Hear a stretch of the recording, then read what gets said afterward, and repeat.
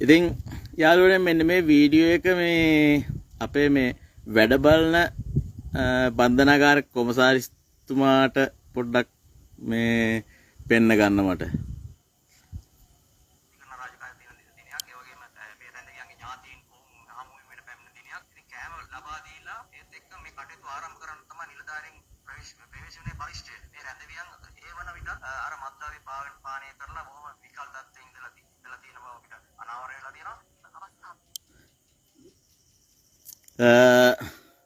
මේකේ මේ කියන්න ඕන කාරණේ තමයි මේ ඇවිල්ලා මේ දැනට බන්ධනාගාර වැඩ බලන කොමසාරිස් විදියට ඉන්න කෙනා.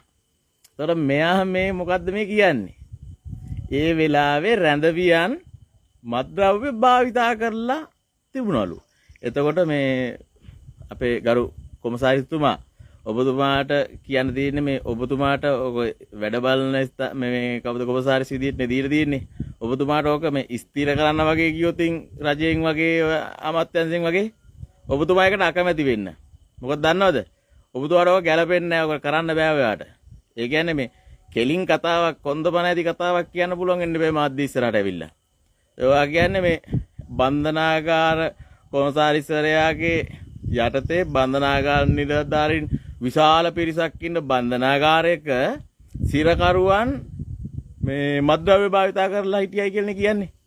එතකොට මේ බන්ධනාගාර ඇතුළට මේ බන්ධනාගාර ඇතුළට මේ යනකොට දන්නේ නැද්ද මේ මත්ද්‍රව්‍ය යන විදිය හොයාගන්න විදියක් නැද්ද? මේ එතකොට මේ ඕක මේ එවලේ උඩින් පාත් වෙලා බීලා නෙමෙයි ඔක ඇතුළේ තියෙන නිසානේ එතකොට බීලා තියෙන්නේ. එතකොට ඔබතුමා ෆේල් නේදන. ඒ නිසා ඔබතුමා හරි ඔබතුමාට දීලා තියෙන තනතුර වැඩ බලන තා කවුරු හරි කෙනෙක් හොයාගන්න කව වෙන්නේ නැතිනේ. හදිස්සියක්වත් ස්ථිර කරන්න ගියොතින් බුදු අම්මෝ මට බෑ කියලා මේ එවලම් ප්‍රතික්ෂේප කරන්න ඔබතුමාට බෑ. ඒ කියන්නේ මේ පාලනය කරන්න අමාරුයි. නැත්තම් ඉතින් මේ ඔය වැඩ බලන්න ගතපු දිනින් ඉඳන් හරි ඕව බලලා හොයලා මේ වැඩේ කරන් තිබුණේ. ඒ වුණා නම් අද ඔය නිවුස් එක කියද්දි ඕකට නිදහස් කරුණු කියද්දි ඔබතුමාට කියන්න වෙන්නේ මේ කෝලහලේ හිටපු මේ සිරකරුවෝ මත්ද්‍රව්‍ය භාවිතා කරලා සීමද තත්ත්වෙන් හිටියයි කියලා. එතකොට ඕක ඇතුලේ ඕක තිබිච්ච නිසා වෙන්නේ නැතිනේ ඕක වෙන්නේ නැත්තේ. එතකොට ඒක මේ කියන ලැජ්ජ වෙන්න ඕන.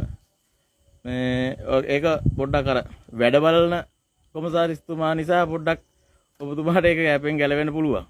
හැබැයි මේ දෙන්න වගේ ගත්තොත් ස්ථිරවම දෙන්න ගත්තොත් කොමසාරිස්කම එපා කියන්නේ.